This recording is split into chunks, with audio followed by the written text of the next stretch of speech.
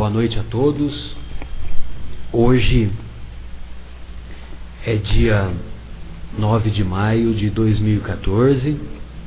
Estamos iniciando mais um programa Momentos Espirituais, que é produzido pela equipe do Centro Espírita Paulo de Tarso. Estamos aqui acompanhados do nosso irmão José Irmão, do nosso Guilherme, e nós gostaríamos de iniciar esse nosso encontro com um pensamento que muito nos comove particularmente, cujo autor é o teatrólogo alemão Bertold Brecht. E o Bertold Brecht faz um pensamento que vai muito de encontro com os ensinamentos que verificamos no capítulo 17 de O Evangelho segundo o Espiritismo, o capítulo intitulado Sede Perfeitos. E a frase do Bertold Brecht é a seguinte: há homens que lutam um dia e são muito bons. Há outros que lutam um ano e são melhores. Mas há homens que lutam por toda a existência. Esses são imprescindíveis. Meu caro José Irmão, boa noite, suas considerações iniciais. Boa noite, Marcelo. Boa noite, Guilherme, nossos amigos aqui da mesa. Boa noite a todos que estão nos ouvindo. Que a paz de Jesus esteja com todos nós. Boa noite. Estivemos fora do ar por 2 semanas com alguns probleminhas de logística. Estamos retomando então hoje o programa e seguiremos semanalmente com os programas Momentos Espirituais. Todos sabemos que esse capítulo que estamos estudando, o capítulo das leis morais, que compõe o livro 3º de O Livro dos Espíritos, é um livro, ou é um conjunto de ensinamentos das leis morais que deram origem ao Evangelho segundo o Espiritismo. Assim como o livro 1º de O Livro dos Espíritos deu origem a obra A Gênese de Allan Kardec. O livro 2º, contido em O Livro dos Espíritos, deu origem ao Livro dos Médiuns. E finalmente o livro 4º, das Esperanças e Consolações, originou a obra O Céu e o Inferno, ou A Justiça Divina segundo o Espiritismo. Então, estamos aqui estudando, dentro das leis morais, a lei de justiça, amor e caridade. E nos deparamos com a questão 876. 876, os benfeitores, Kardec quer saber dos benfeitores espirituais. Fora do direito consagrado pela lei humana, qual é a base da justiça divina? Ou melhor, qual é a base da justiça fundada sobre a lei natural? Então, fora da lei humana, da convenção humana, qual é a base da justiça fundada sobre a lei natural? Aí os benfeitores respondem desta maneira: o Cristo disse: não façais aos outros o que não quereis que vos façam. Deus colocou no coração do homem a regra de toda a verdadeira justiça pelo desejo que cada um tem de ver respeitados os seus direitos. Na incerteza do que fazer em relação ao semelhante, numa determinada circunstância, o homem deve perguntar-se como desejaria que se fizesse com ele na mesma circunstância. Deus não poderia lhe dar um guia mais seguro do que a própria consciência. Meu caro José Irmão, disserte sobre o tema. 40 minutos para a sua exposição. Não, eu acho que aqui já a resposta do Cristo já é mais do que clara, né? Porque a lei natural, como os próprios espíritos nos explicam, ela se transforma, ela muda, né? De tempos em tempos. É só a gente lembrar que há algum tempo atrás, segundo a lei, era possível que as pessoas tivessem escravos, por exemplo. Exatamente, pela lei humana, desculpa, não sei lei natural, pela lei humana, não é? Algum tempo atrás, por exemplo, era permitido que as mulheres não votassem, não é? Era contra a lei o direito feminino e outros que por aí vai. Mas Jesus, que teve sempre a base no amor, né, na verdadeira justiça e na caridade, ele nos disse, quer dizer, que a nossa consciência é que manda por nós. Então, todas as vezes que nós tivermos dúvida, como ele diz aqui, a gente precisa fazer o exercício de se colocar no lugar do outro. Esse é um exercício da quebra do nosso egoísmo, né? Então, quando a gente quer saber qual é o bem realmente que nós devemos fazer, é esse exercício mental que a gente faz. Quer dizer, a gente se coloca no lugar do outro, vê o que você gostaria que fizesse para você, e aí você age de acordo. Infelizmente, não todas as vezes a gente não segue esse caminho, né? A gente finge que não escuta, mas a consciência ela registra e ela fica lá. Então, na maioria das vezes, futuramente, nós vamos ser cobrados não por um juiz superior, não por uma força maior, mas por essa própria consciência que nesse momento nós fazemos questão de não ouvi-la, né? Porque está dentro de cada um de nós. Não só Kardec, mas como outros pensadores do Espiritismo, e os Espíritos também nos dizem, que às vezes o Espírito, quando ele entra por um caminho de egoísmo brutal, profundo, por uma perversidade consciente, digamos, né, eles apagam meio que o sentimento, eles diminuem a parte sentimental, amorosa, meio que ficam frios para isso, né? Mas em algum momento eles terão que despertar. E aí a consciência vem com muita força, né? A lei que está dentro de nós, e o sofrimento maior quase sempre é esse. Mas nós temos que nos lembrar que Jesus, sendo o nosso mestre, sendo o maior exemplo que nós temos, sempre vai estar de braços abertos para nos perdoar. Isso mesmo, né, José Irmão? E nós nos recordamos que, em primeiro lugar, só gostaria de fazer uma referência que apenas a partir da Constituição de 1934 é que as mulheres aqui no Brasil passaram a ter o direito a voto.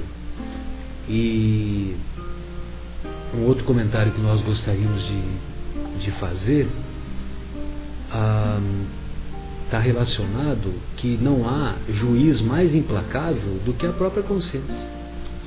Essa semana eu tive até um diálogo assim meio jocoso, meio na brincadeira, que uma amiga nossa no nosso local de trabalho, que trabalha na recepção às pacientes que são atendidas, então ela me fez um questionamento, que ela achou que num determinado diálogo que nós estávamos tendo, que uma companheira dela, que ela julgou que ela havia se excedido e que ela estava preocupada, pensando que aquela companheira havia me ofendido. Aí eu até fiz uma brincadeira com ela. Eu falei: olha, minha querida, sabe por que eu não me ofendi? Sabe por que eu não preciso aceitar o seu perdão? Eu não preciso aceitar o seu perdão porque eu não me ofendi. Isso não ficou marcado, não ficou registrado, como você falou, não ficou registrado na minha consciência. Então, você fica tranquila. E vou te falar mais. esse negócio que você ouve aí, né, que as pessoas falam, né, olha, ore a Deus, porque Deus vai perdoar você. Deus não perdoa ninguém. Deus não perdoa ninguém. Isso é um grande engano. Deus, sabe por que Deus não perdoa, minha querida? Porque Deus não se ofende. Deus fez as suas leis. E nós devemos estar em harmonia com as suas leis. Se nós nos desarmonizamos em nosso comportamento, em nosso caminho com essas leis, o que vai acontecer? Nós é que vamos ter que fazer o caminho de volta. Nós é que vamos buscar aquele companheiro que nós tivemos um comportamento inadequado e vamos reparar o erro que tivemos com ele. Sem dúvida. Eu lembrei de uma passagem agora muito importante para mim, muito significativa. Quando eu era criança, obviamente eu não tinha esse conhecimento que você falou agora, meu amigo, que hoje nós sabemos de fato que Deus está acima de todas essas coisas e Ele, não se ofendendo, não tem a necessidade de perdoar, porque Ele sabe do nosso coração, sabe como nós somos falhos. Mas quando eu era criança, a gente vem de outra religião e tal, e eu lembro-me uma passagem assim que me marcou demais, assim. Eu lembro que eu estava muito preocupado, a partir do momento que você sente que você cometeu algum erro, alguma coisa assim errada, e você se arrepende daquilo, mas eu ficava pensando, como é que eu sei que Deus me perdoou, não é? Se Ele não fala comigo? Eu pensava. E aquilo chegou ao ponto de eu me incomodar tanto que eu fui falar com minha mãe, né?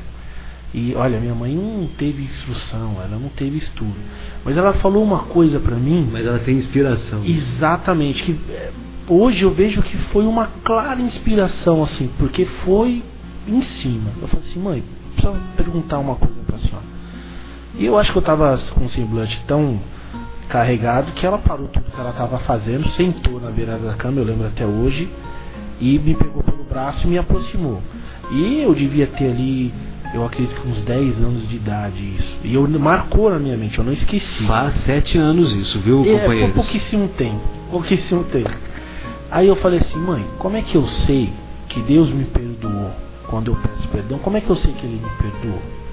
Aí ela parou, olhou bem dentro assim do meu olho e disse assim, a partir do momento que você se arrepende, e se arrepende de coração, Deus já te perdoou. Aquilo me deu uma paz incrível. Eu falei, arrependido eu tô. Eu nem lembro direito o que foi, mas eu lembro da resposta que ela deu. E eu acho que encaixou tão perfeitamente que na hora me deu uma tranquilidade. E eu nunca mais esqueci. Então, quer dizer, é a nossa consciência mesmo. Quer dizer, quando eu me arrependi de verdade, não é? E eu faço algo para reparar aquilo, não é? Então, quer dizer, Divaldo Franco diz no momento, de uma das palestras dele, que um certo dia ele estava doutrinando um espírito, e o espírito obsessor muito forte, ele disse, meu irmão, hoje estou renovado, graças a Deus, me perdoe pelo que eu fiz. E o espírito dizia, não perdoo.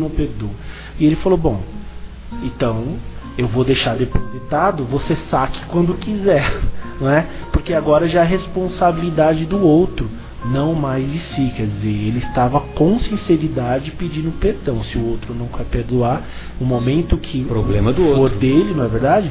Que ele se sentir também capaz de perdoar, tudo fica acertado. Mas interiormente ele já estava realmente arrependido e buscando o reajuste. Isso também é super importante falar. E uma outra coisa interessante que nós vamos encontrar, sabe, o José Irmão, Guilherme, estimados ouvintes, nós vamos encontrar lá na obra O Céu e o Inferno, ou A Justiça Divina segundo o Espiritismo, que é a 4ª obra da codificação. Então nós vamos encontrar o Código Penal da Vida Futura. Nós estamos falando aqui da Lei de Justiça, Amor e Caridade. E olha só a visão que este homem teve de colocar, este homem que eu me refiro, o Kardec, de colocar o Código Penal da Vida Futura. E ele fala justamente isso, que para que nós nos harmonizemos com a lei de Deus, com a lei de justiça, de amor e de caridade de Deus, nós precisamos seguir 3 roteiros. O primeiro roteiro é o arrependimento. O arrependimento sincero, o arrependimento de coração, que foi esse que você externou para sua mãe, né? Que é uma história comovente. Aliás, essas histórias comoventes, né, José Irmão, que aconteceram conosco na infância, nós nunca mais esqueceremos. Nós estaremos lá com 80, 85, 86 anos, entubados na UTI, com soro para tudo quanto é lado, para sonda com tudo quanto é lado, e não nos esqueceremos dessas situações que marcaram a nossa vida na infância. Bem, e o primeiro passo é o arrependimento. O arrependimento é muito importante, mas só ele não basta. O segundo passo é o sofrimento, mas o sofrimento não no sentido masoquista, não no sentido de que eu vou sofrer por conta própria. Não. Nós vamos aquele mal que nós produzimos, que nós provocamos para prejudicar a outra pessoa, nós vamos sentir na pele aquilo que nós provocamos. Não é uma autopunição. Não, né? Não autopunição. Até gostaria de... Quando você tocou nesse ponto, me veio uma outra passagem na cabeça. Sim. Só abrindo aqui um parênteses. Fica à vontade, fica à vontade. Eu lembro quando eu era adolescente, quando você é adolescente, você continua fazendo algumas besteiras, mas acho que quando você é adolescente, você faz um pouquinho mais. Um pouquinho mais. Eu tenho pra mim. E eu lembro que eu fiz uma brincadeira uma vez com uma amiga minha, de apelido, essas coisas, de muito mau gosto. E passado algum tempo, assim, acho que algumas horas, eu caí em mim. Eu lembro disso assim, claramente, que eu caí em mim. E eu me arrependi tanto, mas o meu arrependimento foi que eu me pus no lugar dela, e depois de um certo tempo eu sofria de pensar nisso. Então eu vi o tamanho da burrada que eu fiz. Então, nesse sentido que nós falamos. Então, aí veio o arrependimento. Ou seja, eu senti realmente um arrependimento também nessa ocasião, muito profundo. Porque toda vez que eu pensava na cena, aí eu não conseguia mais pensar pelo meu ponto de vista. Eu só pensava pelo ponto de vista dela. E aí eu sofri, eu falava, meu Deus. E eu fiquei, enquanto eu não falei com a pessoa, não foi, olha, me perdoa, foi um momento, né? E ela falou assim, não, tudo bem, tá perdoado. Eu também não consegui ficar tranquilo na minha consciência, acredita? Porque naquele momento que caiu a ficha, assim, sempre que eu relembrava, parece que eu estava no lugar dela e não no meu, assim. Então eu sofri a partir desse momento. Quer dizer, eu falei, olha só o que eu fiz, né? Que brincadeira sem graça e tal. Aí eu ficava pensando, falando, que coisa chata e tal. Aí, até o momento que eu fui, na outra semana, encontrei, falei, preciso falar com você, me desculpa, que besteira e tal. E ela soltou um sorriso e falou, não, tudo bem e tal, ainda bem que você viu e tal.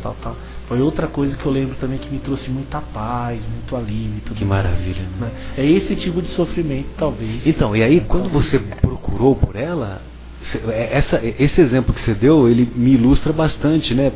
Contribui para me ilustrar aquilo que o Kardec colocou no Código Penal da Vida Futura. Então, quando você procurou por ela, o que você fez? Você fez a reparação, que é o terceiro passo. Então você teve o arrependimento, aí você teve o sofrimento, e em seguida o sofrimento porque você se colocou no lugar dela, né? E o terceiro passo, que finalmente é o estabelecimento da reparação daquela situação desagradável.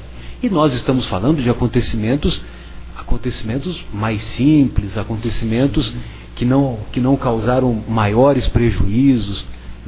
A sua amiga certamente não teve bullying por causa disso, como infelizmente hoje nós acompanhamos casos em que são algumas pessoas sofrem situações humilhantes que levam a esse sofrimento mais intenso. Então, meus caros amigos, vejam vocês que uma coisa nos remete à outra, e nós vamos nos recordando e aprendendo. Uma simples pergunta que nós colocamos aqui de O Livro dos Espíritos, que nós colocamos em discussão. Vejam você como que o Evangelho é atualizado e como ele é dinâmico, como que ele é progressista, progressivo. Um simples comentário, quantas reflexões que somos capazes de abordar, né? Outra coisa, assim, só continuando nesse, porque eu preciso falar aqui, em relação ao arrependimento, que eu me recordei agora, quando eu me recordei, veio alguns sentimentos novamente, que você disse também para não ficar se punindo, né? Que não é uma dor assim de ficar se punindo e tal, que é muito interessante em relação ao próprio arrependimento, né? E depois que eu conheci a doutrina espírita, porque algumas coisas assim mesmo, às vezes você fica se punindo, né? Fica voltando, nossa, não devia ter feito aquilo e tal. E uma coisa, depois que eu já tinha um certo conhecimento espírita, estava começando a estudar, estava mais amadurecido. Exatamente. Chico, numa das frases dele, diz uma coisa que eu achei muito bonita. Ele diz assim, porque eu acho que uma das formas da gente sentir que realmente está arrependido, uma delas é sentir a dor pelo outro. A segunda é quando você pensa, toda vez que você pensa, você fala assim, se eu pudesse voltar atrás, eu faria diferente, né? Se eu pudesse voltar atrás. E às vezes, algumas vezes eu ficava pensando nisso.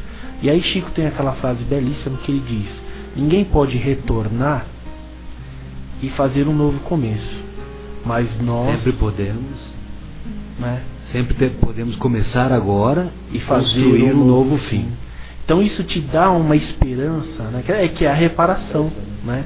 Que é a reparação, quer dizer, mesmo que eu não possa voltar atrás para refazer aquilo que eu fiz, eu posso fazer o melhor agora, quer dizer, posso trilhar um novo caminho agora. Acho que isso traz uma paz também, né? Quer dizer, traz uma tranquilidade, né? Traz um conforto, um consolo de trabalhar e ao mesmo tempo um estímulo, né? Sim, você se sente estimulado. Exato, né, José? Essa é a palavra, estimulado. Se sente estimulado a arregaçar as mangas, a começar de novo. Exato. E você, olha, essa frase do Chico, e essa frase é dele mesmo, né? Sim, essa frase não é pode até ser que tenha tido a inspiração do Emmanuel, né? Sim. Mas a informação que nós temos é que é do próprio Chico. Sim. E só agora que nós comentamos aqui, já fizemos esses amplos comentários, eu gostaria também de fazer um outro comentário a respeito daquela frase inicial. Só que eu acho que essa frase inicial, viu, Guilherme, acho que valeria a pena a gente, quando nós retornarmos do intervalo, a gente faz essa nova abordagem. Então nós vamos fazer uma pausa e retornamos em seguida com a continuação dessas reflexões do programa Momentos Espirituais.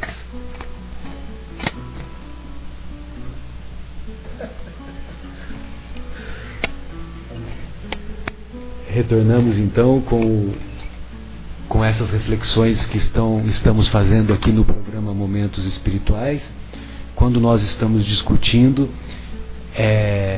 o capítulo referente à lei de justiça, amor e caridade. Estamos discutindo a questão 876 e, como eu havia adiantado no intervalo anterior, antes do intervalo, nós vamos, antes de retornarmos ao tema, vamos fazer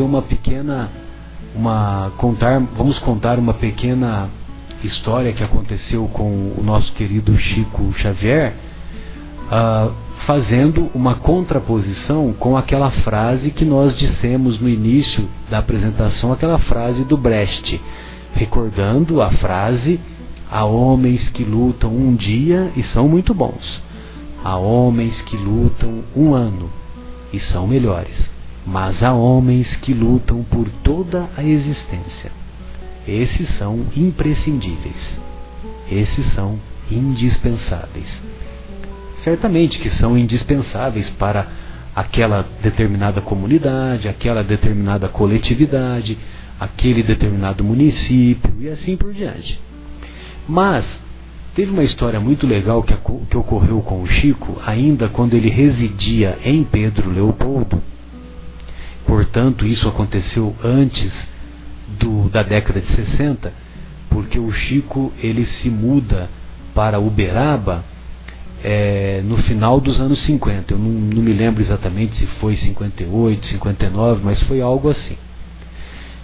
E quando ele residia aí em Pedro Leopoldo, ele recebeu um convite de um confrade espírita de uma cidade próxima de Pedro Leopoldo, e esse convite externava a importância da presença dele naquele evento daquela cidade, e terminava dizendo desta maneira para o Chico: sua presença no evento é imprescindível. Pois bem, aí o Chico, no dia do evento, ele se preparou, se organizou, antes de se dirigir para a cidade. Logicamente que ele arrumou sua mala, os seus pertences, foi para a estação. Como todo bom mineiro, você sabe que o mineiro pode perder a vida, mas perder ônibus, perder trem, perder condução, eles não perdem. E eu posso falar isso porque eu sou de São José do Rio Pardo, e é bem próximo da divisa com o sul de Minas. E então o Chico chegou lá na estação, e alguns minutos antes do trem chegar na estação para o conduzi-lo à cidade do evento caracterizado pelo convite que descrevemos há pouco, o Emmanuel aparece para o Chico e pergunta desta maneira para o Chico: então, Chico, quer dizer que você se considera imprescindível?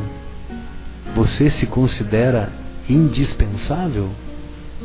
É por este motivo que você está indo no evento?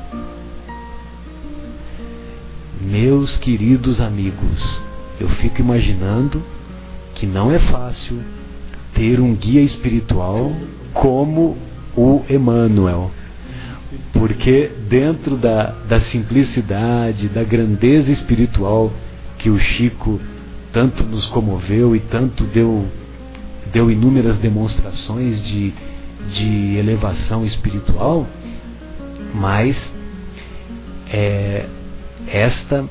esta característica do Emmanuel de mostrar, de colocar o dedo na ferida, não é fácil. Mas logicamente que o Chico também fazia a sua reflexão, ele fazia a sua ponderação, e ele observava que realmente ele estava tendo uma conduta inadequada. E sabe o que ele fez, meus caros companheiros? Ele pegou o bonezinho dele e voltou para casa. Ele não foi ao evento, mesmo porque como ele só tinha recebido o convite, mas ele não havia confirmado a sua presença, nada disso. Exato. Então, meus queridos amigos, vale a pena a gente fazer essa reflexão. O tornar-se imprescindível que o Brecht fala é tornar-se imprescindível aqueles que lutam por toda a existência, que lutam no trabalho material, no trabalho intelectual, no trabalho de se auto-melhorar, de tornar-se uma pessoa melhor, buscando adquirir as virtudes morais, buscando adquirir conhecimentos intelectuais que são a constituição daquilo que é importante, daquilo que vamos levar para o mundo espiritual quando o nosso corpo parar de funcionar. Mas nós devemos fazer essa diferença, que tornar-se imprescindível que o Brecht nos diz é esse tornar-se imprescindível de luta no sentido de melhoria moral, enquanto que esse exemplo que nós contamos da história do Chico realmente faz uma reflexão de que o Chico estava se achando, né? O Chico estava se considerando muito importante. E certamente que o Chico teve a oportunidade de se corrigir e de deixar a vaidade de lado, vaidade que que foi uma prova muito difícil para ele, principalmente quando aqueles 2 repórteres da revista O Cruzeiro foram entrevistá-lo e que tivemos a oportunidade de acompanhar no filme que conta a vida do Chico Xavier. E aqueles repórteres realmente foram lá para fazer uma armadilha pro Chico, mas ele conseguiu superar, porque em termos de vaidade ele nunca se considerou mais do que ninguém. Muito pelo contrário, ele sempre teve aquela vida simples, humilde, de dedicação às suas atividades espíritas, de dedicação às suas atividades de assistência social, que ele tanto nos exemplificou, aquela disciplina toda no campo da mediunidade. Então, para nós, ele é realmente um exemplo vivo, belíssimo e permanente. Mas, dando continuidade ao nosso estudo aqui da Lei de Justiça, Amor e Caridade, nós vamos encontrar na questão 877 a pergunta, o Kardec pergunta para os benfeitores: a necessidade para o homem de viver em sociedade lhe impõe obrigações particulares? Então, a necessidade para o homem de viver em sociedade lhe impõe obrigações particulares? Aí os benfeitores respondem: sim, impõe obrigações particulares. E a primeira de todas é a de respeitar os direitos dos semelhantes. Aquele que respeitar esses direitos sempre será justo. Em vosso mundo, onde tantos homens não praticam a lei da justiça, cada um usa de represálias, e isso gera perturbação e confusão em vossa sociedade. A vida social de direitos, a vida social dá direitos e impõe deveres recíprocos. Meu caro José Irmão, disserte sobre o tema, mais 40 minutos. É o que nós estamos lendo aqui, né, que é a sabedoria dos espíritos, quer dizer, o respeito do direito do outro é a base da paz, né? Quer dizer, o que nós vemos hoje das guerras, dos conflitos, da própria violência, é a falta de amor, obviamente, mas também a falta de consciência do homem em relação ao direito do outro, né? Quer dizer, a partir do momento que a gente passe a respeitar esse direito, as coisas ficam mais tranquilas. Quer dizer, as nossas leis também, as nossas leis civil, a nossa lei civil, a lei que o homem criou, também tem esse intuito, né, de fazer com que a sociedade ela conviva melhor, ela possa conviver, possa ter um mínimo de organização, um mínimo de paz, para a gente poder conviver um com o outro. E quando essas leis elas são quebradas, o que nós vemos é desequilíbrio, né? Agora, todas essas leis elas servem, né? O ponto principal da lei, ela serve para esse bom convívio, para essa paz, para esse amor. E como diz aqui os espíritos, quer dizer, respeitar o direito do outro é se colocar no lugar do outro mesmo, né? Quer dizer, é o que nós trazemos, é da nossa consciência, como já foi falado aqui, que é o principal, porque as leis civis às vezes elas não abrangem tudo isso, né? Elas são voláteis, né? Mas a lei de Deus, essa não tem como fugir. O homem pode enganar o próprio homem, mas não engana a Deus e não engana Jesus.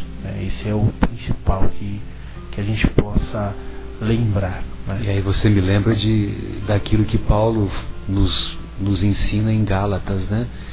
Quando ele diz assim: de Deus não se zomba. Sem dúvida. De Deus não se zomba. Nós podemos enganar os homens, mas enganar a Deus? Não tem como. Não tem como. E é interessante, viu, José Irmão, porque quando nós vamos ver lá a definição do que é respeitar, respeitar é tratar com consideração. Muitas vezes nós recebemos uma visita em casa e nós tratamos essa visita a melhor maneira possível, somos finos, somos educados, somos polidos e oferecemos cafezinho, e é aquela preocupação o tempo todo: olha, tá tudo bem, você quer isso, você quer aquilo, e fica, né, aquela história toda. Aí, quando é alguém da nossa família, alguém do nosso círculo de convivência mais próximo, nós já não tratamos assim. A gente acha que não precisa fazer nada disso. Nós já não tratamos com a mesma consideração.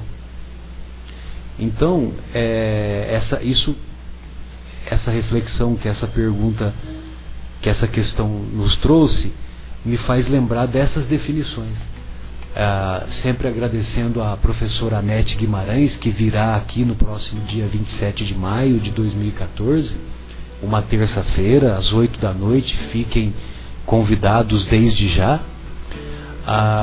E o local do evento vai ser na escola Nilza Ferragutti, uma quadra abaixo da unidade capela do Centro Espírita Paulo de Tarso. Será no dia 27 de maio, repito, às 20 horas. E então a professora Anete Guimarães, ela dá essas definições desses vícios morais de que todos somos portadores. Egoísmo. O egoísta, ele pensa da seguinte maneira: primeiro eu, depois os meus, aos outros nada. O orgulhoso: eu não me importo com o que você pensa de mim, eu sou o melhor.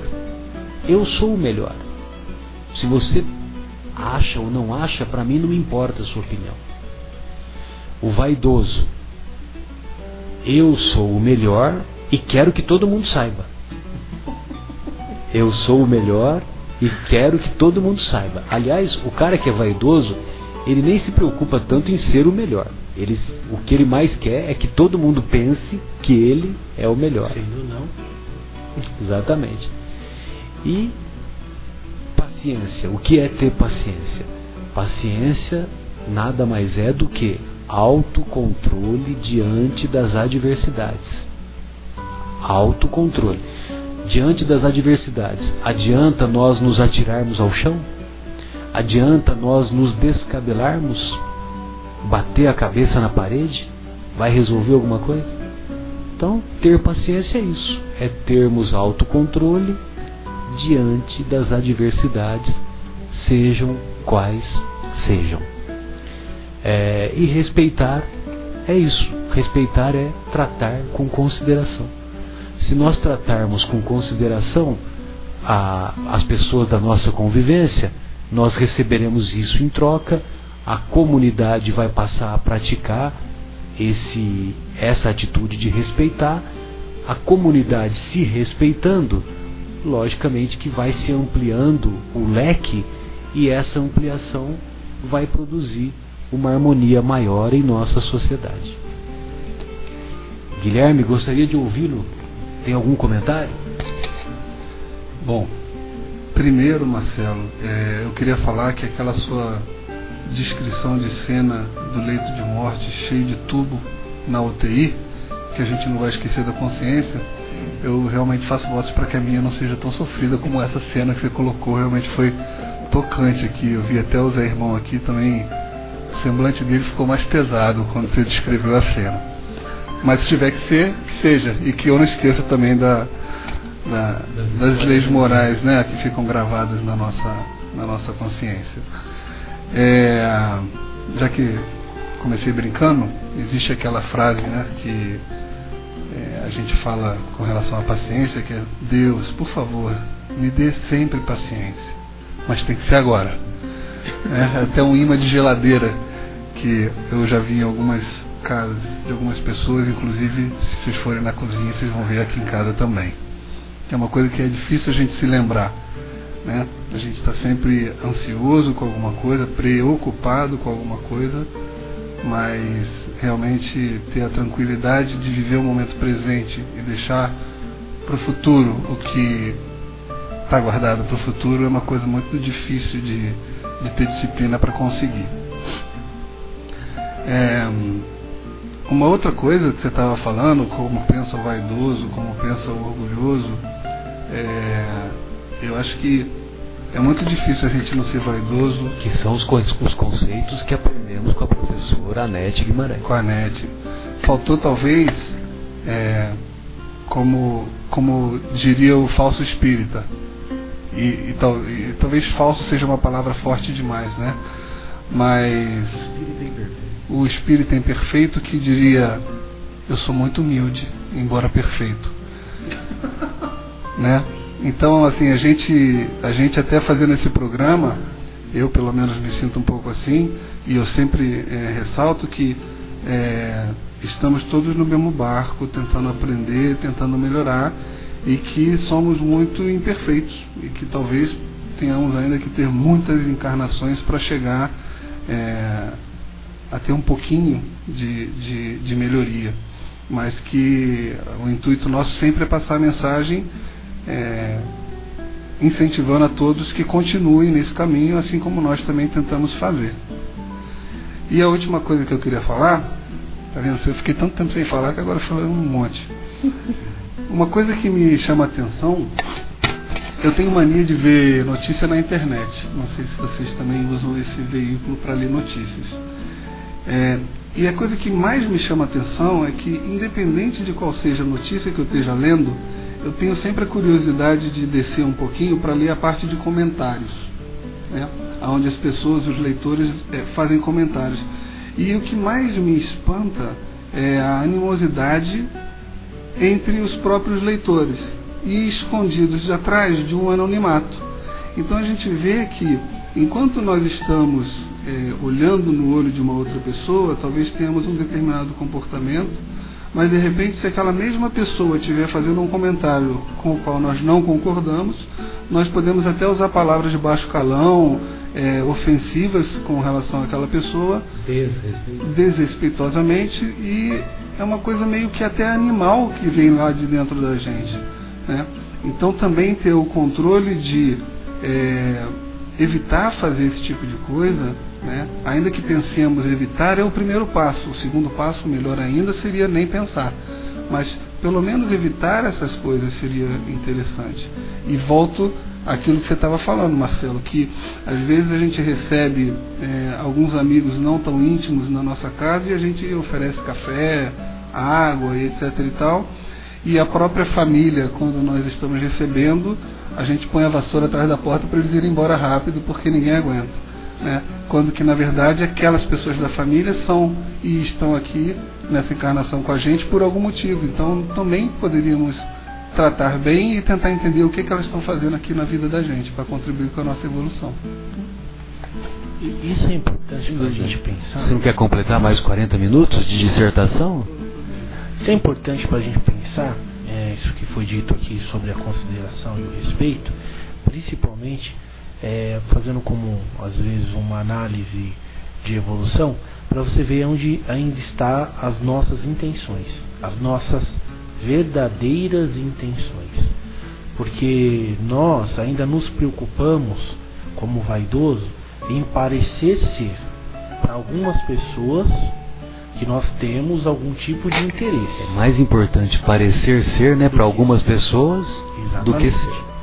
E entre os familiares, a consequência da ação, ela às vezes não é muito agravante, porque nós sabemos que tem o amor que perdoa. Então, quer dizer, uma esposa, um filho, um irmão, tal, nós julgamos erroneamente que nós podemos falar o que quiser, que ela sendo uma pessoa muito próxima, e realmente na grande maioria das vezes, graças a Deus, essas pessoas mais próximas, elas têm a capacidade de perdoar, né?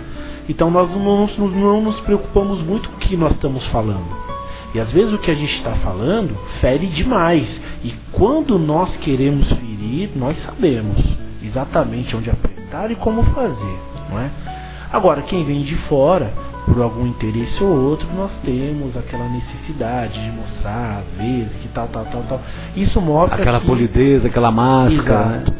Ou porque nós queremos mostrar que somos pessoas, queremos a aprovação do outro por um motivo ou por outro, e isso talvez traga alguma consequência de uma projeção de imagem que nós não queremos, coisa que essa preocupação já não se transfere, como eu disse, para os nossos mais próximos. Então, essa intenção, esse sentimento é que deve ser trabalhado, quer dizer, a consideração pelo outro, pelo amor ao outro, por quem ele seja.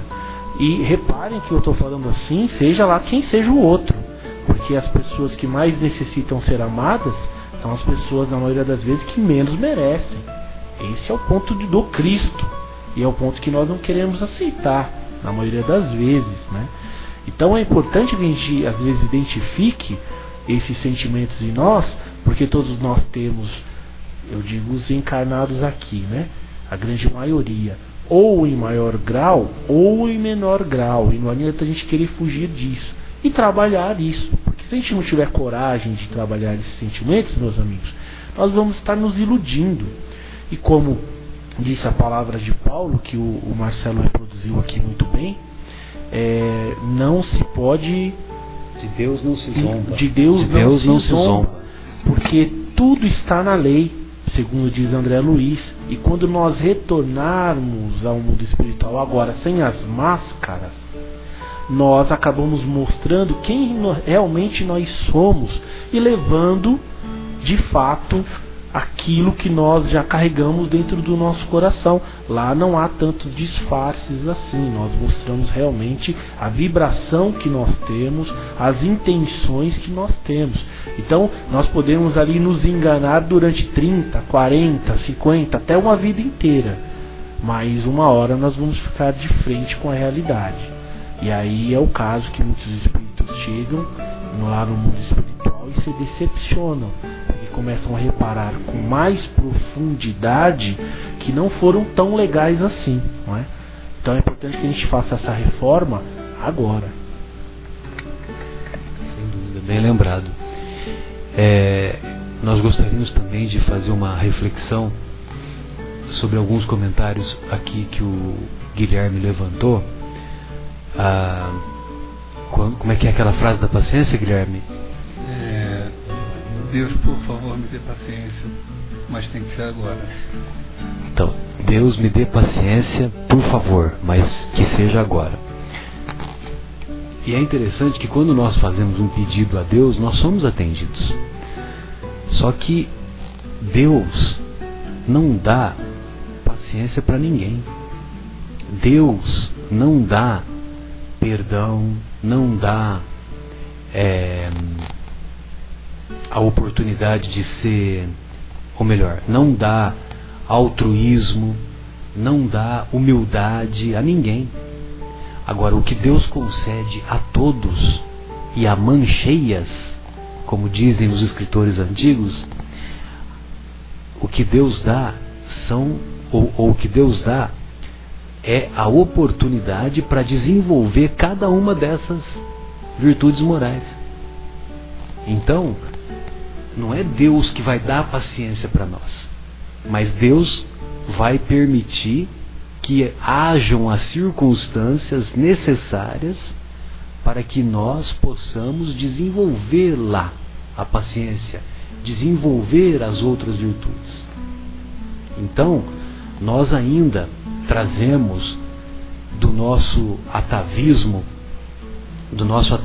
psicológico, que remonta às várias encarnações anteriores em que estagiamos em outras filosofias, em outros modos de pensar de outras religiões, E mesmo desta encarnação, eu mesmo sou de origem católica, e lógico que nós temos amigos católicos, amigos oriundos do protestantismo, que são de uma elevada moral, de uma elevada moralidade, que eu particularmente tenho uma admiração profunda por esses amigos.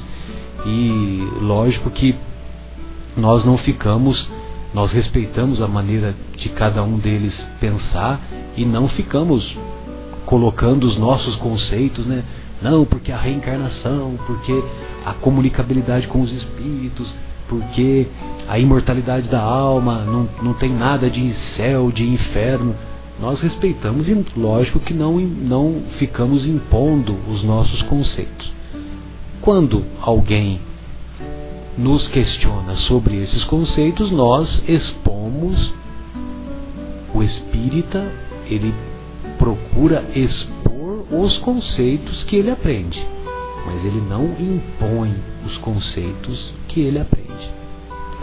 Bem, mas como nós somos de origem católica, né, a maioria dos espíritas, já foi feita essa pesquisa, inclusive, a maioria é oriunda, no Brasil, é oriunda do catolicismo. Também porque o catolicismo é a religião predominante no nosso país.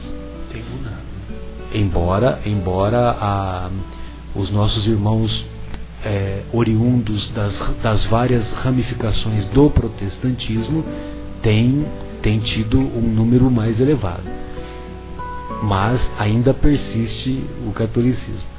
E então o que nós aprendemos nessas doutrinas é que um conceito simples, e que às vezes a gente até observa nas músicas, aquelas músicas consideradas músicas gospel: Deus vem tirar a pedra do meu caminho. Deus vem tirar a pedra do meu caminho. E não é isso o que a doutrina espírita nos convida a refletir. O que a doutrina espírita nos convida é que nós devemos orar, pedir a Deus, fazer preces intercessórias, para que Deus nos conceda forças, para que nós tiremos aquela pedra do caminho. Mas não é que Deus vai tirar a pedra do caminho. Deus tem coisa mais importante para fazer, mas Deus vai dar força para que nós utilizemos a nossa inteligência, utilizemos os poderes espirituais, para que sejamos capazes de retirar a pedra do caminho. E completando, no livro Os Mensageiros tem uma passagem muito bonita e interessante, que quando, eu esqueci agora que personagem do livro que está fazendo a oração, mas que quando ela estava fazendo a oração, no final ela coloca, uma protestante, né? Uma de origem protestante. Não me recordo, mas no final ela coloca: e se tudo isso que eu estiver pedindo, Deus, não for o melhor para mim, não for o que eu realmente preciso passar aqui, então que deixe então a pedra no caminho, que eu vou lidar, eu vou saber trabalhar ela, né? Então, às vezes a gente pede e não recebe. Às vezes você falou, todo pedido de Deus para Deus é concedido. Às vezes a gente não recebe o que está pedindo, não é porque Deus esqueceu da gente, ao contrário, está ali lembrando a gente que aquela pedra é necessária e importante para a nossa evolução. Então, quando às vezes a gente não recebe alguma graça pedida, ou não recebe algum favorecimento, talvez seja a hora de olhar para dentro da gente e falar: poxa, essa pedra está aqui para eu conviver com ela. Pode ser uma pessoa, pode ser uma dificuldade, né? Mas em vez de xingar ou maldizer a Deus ou a Jesus ou aos espíritos amigos, talvez tentar entender o que pode ser feito para aquela pedra, ou no que a gente diz no ditado popular, né, para aquele limão virar uma doce limonada. Bem lembrado, Guilherme. Bem, Guilherme, vamos então fazer mais uma pausa musical e retornaremos em seguida com o nosso programa Momentos Espirituais.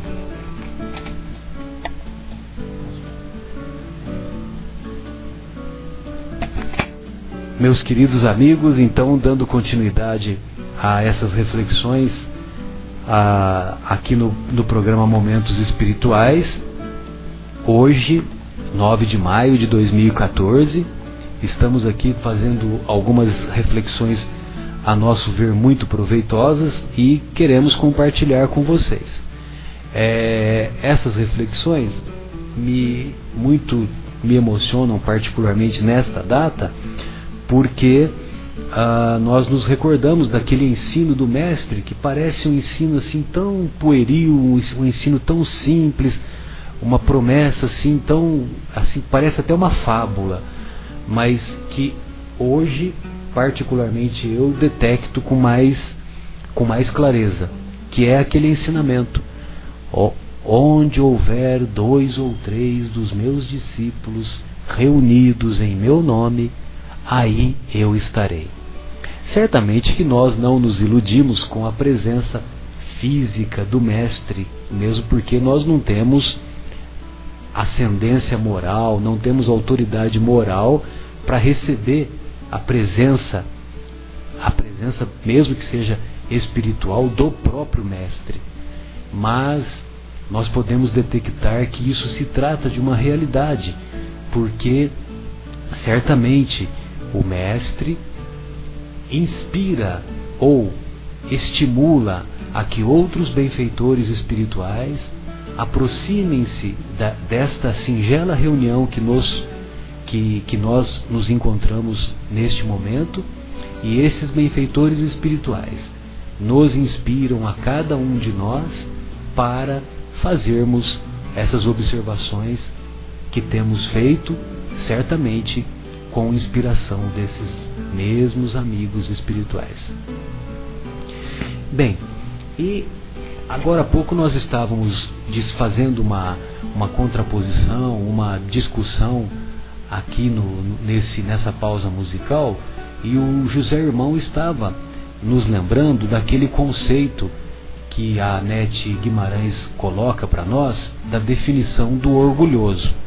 E o orgulhoso é aquele cara que ele não se importa com a opinião das outras pessoas, porque ele se considera melhor do que os outros. Então para ele não faz diferença nenhuma. Ele é o melhor, então para ele não tem importância nenhuma. E o José Irmão estava nos recordando que é importante também nós sabermos fazer a diferença, não do orgulhoso, evidentemente, mas da importância de termos autoconfiança. E essa autoconfiança realmente é muito estimuladora para que nós devamos nos considerar melhores do que os outros, mas é importante nós desenvolvermos essa autoconfiança no sentido de podermos desenvolver ou dar sequência, dar continuidade à aquisição dessas virtudes morais. E eu gostaria de passar a palavra para que o José Irmão desenvolvesse um pouquinho mais esse tema dessa contraposição. Não é verdade, José Irmão? Sem dúvida. E quando nós, às vezes, expomos alguns conhecimentos, é necessário ir, na minha opinião, em alguns pontos, esclarecer melhor para que não haja dúvida ou, pior ainda, má interpretação da passagem. Sem dúvida nenhuma, a irmã Anete Guimarães, ela é muito feliz quando ela fala que o orgulhoso ele não se importa porque ele já se sente superior. Então, uma das propostas da humildade, se a gente for observar em relação à simplicidade, é a não comparação, na verdade. Quando nós nos comparamos, ou nós nos frustramos, porque nós sempre vamos em algum ponto estar abaixo de alguém, ou nós vamos criar uma superioridade falsa, uma superioridade ilusória de se achar acima de alguém, porque todas as posições de fato elas são transitórias, não é?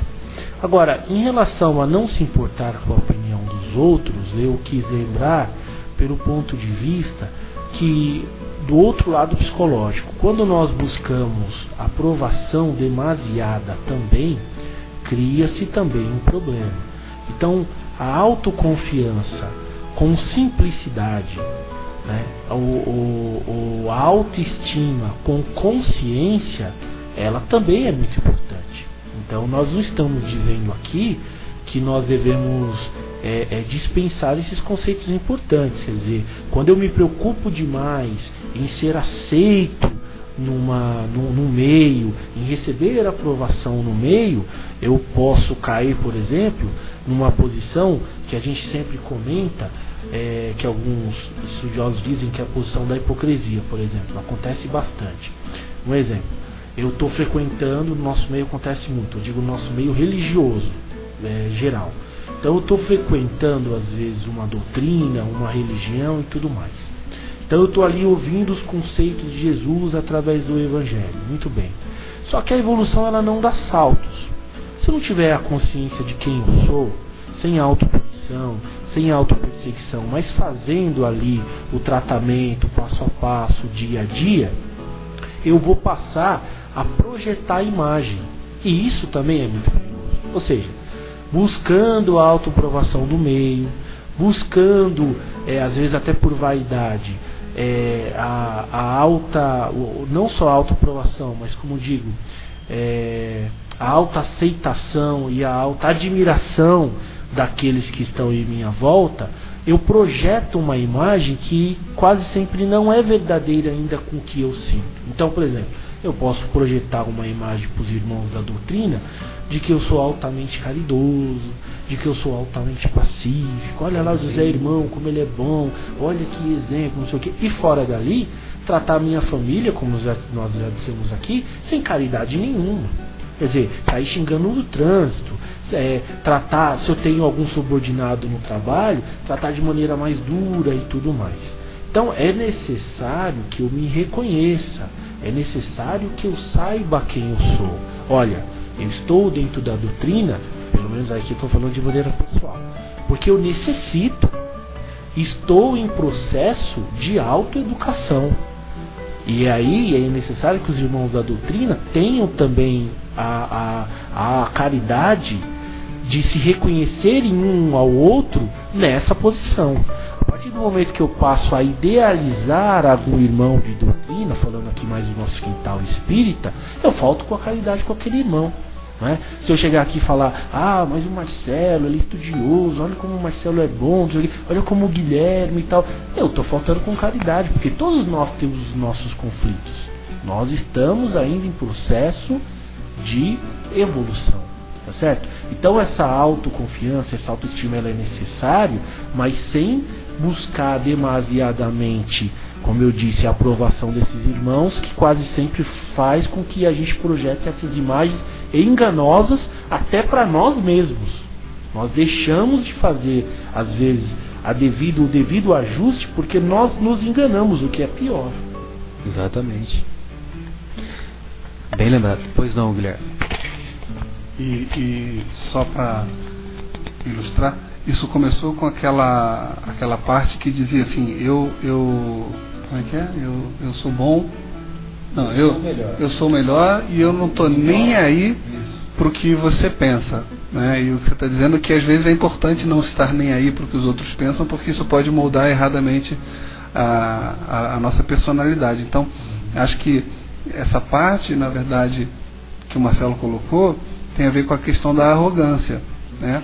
De eu não quero nem saber o que você pensa, no sentido de te diminuir, né? Isso não só é ofensivo, como é uma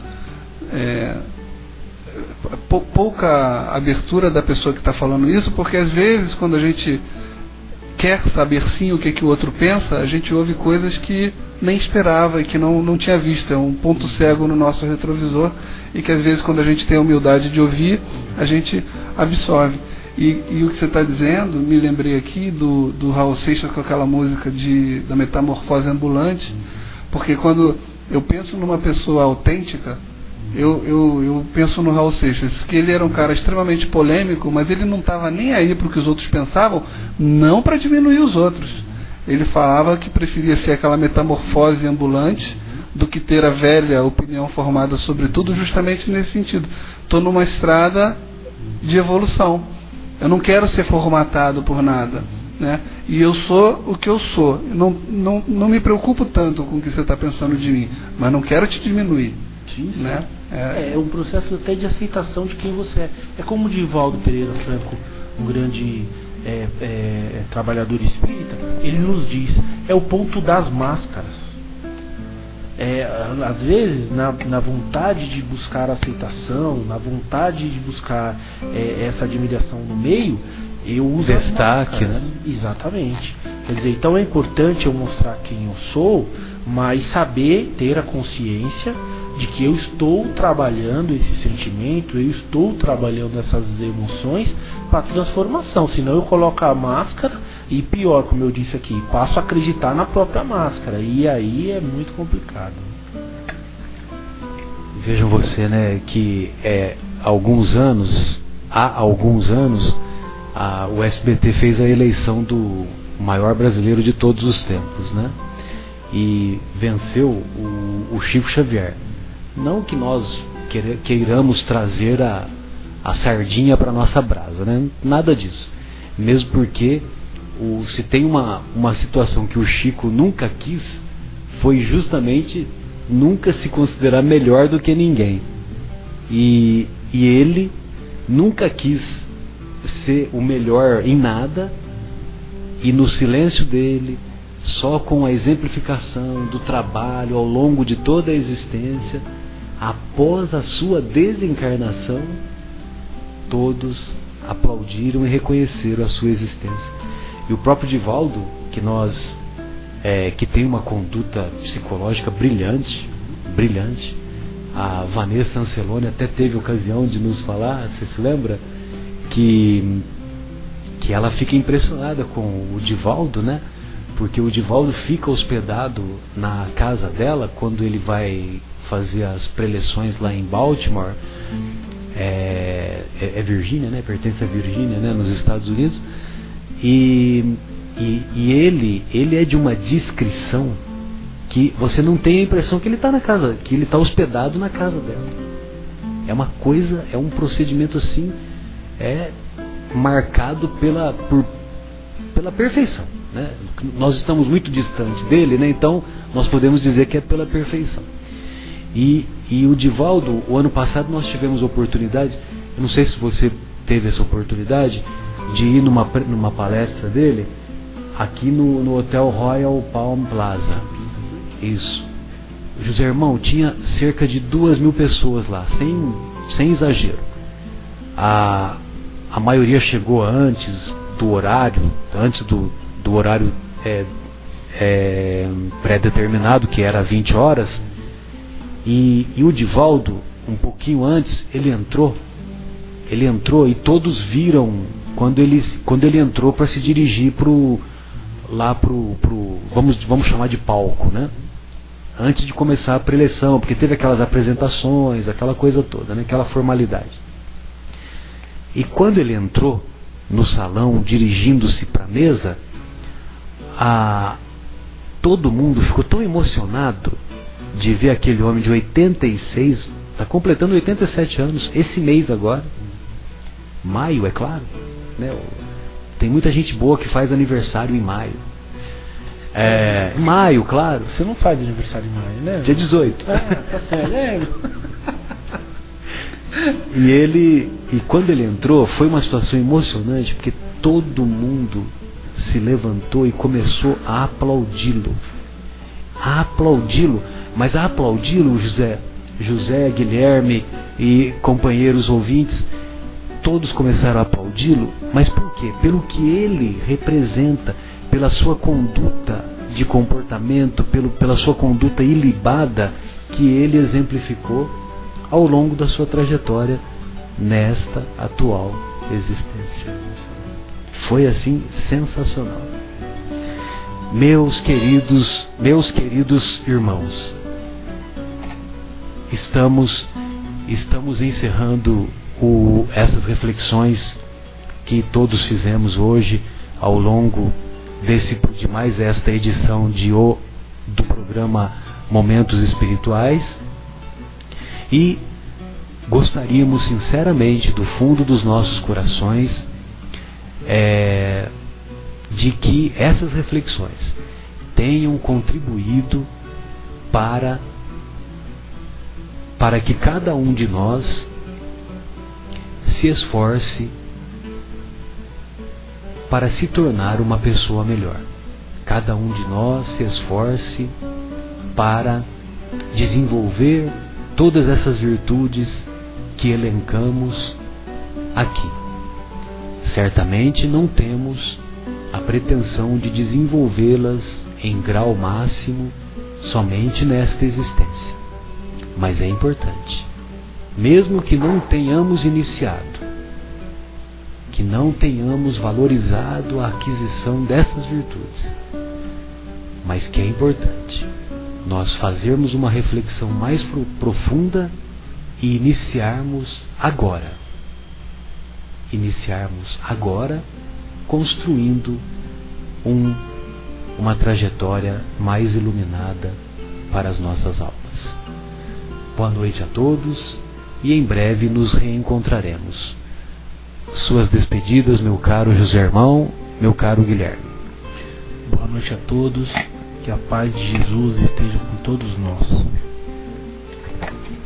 Boa noite a todos, e antes de desligar o nosso telefone virtual com nossos ouvintes, eu queria perguntar para vocês se vocês sabem quem é Anne Reeves Jarvis.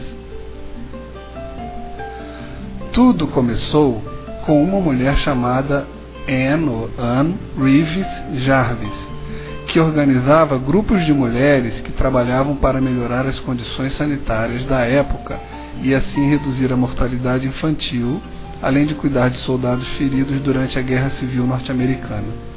Depois da guerra, Jarvis passou a organizar reuniões e piqueniques pacifistas, ou Dia das Mães, incentivando as mulheres a adotar um papel mais politicamente ativo. Há controvérsias, a internet é rica de origens do Dia das Mães. Algumas dizem até que foi originado na mitologia grega, com a deusa, a mãe dos deuses, Reia, mas de qualquer maneira fica aqui a nossa referência.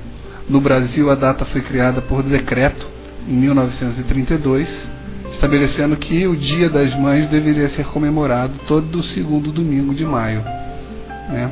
E hoje, sexta-feira, estamos a 2 dias apenas do próximo domingo, Dia das Mães, e para todos que estão nos ouvindo, todas as mulheres mães que aqui estão ouvindo, um feliz Dia das Mães, que Deus abençoe a todos e até a próxima sexta-feira. Eu tinha planejado e eu estava me esquecendo. Agradeço a lembrança do nosso querido Guilherme, porque nós gostaríamos de compartilhar com vocês uma poesia do Carlos Drummond de Andrade, que em homenagem ao Dia das Mães, essa poesia nós vamos lê-la em homenagem ao Dia das Mães, intitulada Para Sempre, assinada por Carlos Drummond de Andrade. Por que Deus permite que as mães vão-se embora? Mãe não tem limite, é tempo sem hora, luz que não apaga quando sopra o vento e chuva desaba. Veludo escondido na pele enrugada, água pura, ar puro, puro pensamento. Morrer acontece com o que é breve e passa, sem deixar vestígio. Mãe, na sua graça, é eternidade. Por que Deus se lembra, mistério profundo, de tirá-la um dia? Fosse eu rei do mundo, baixava uma lei: mãe não morre nunca, mãe ficará sempre junto do seu filho, e ele, velho embora, será pequenino, feito grão de milho. Boa noite a todos.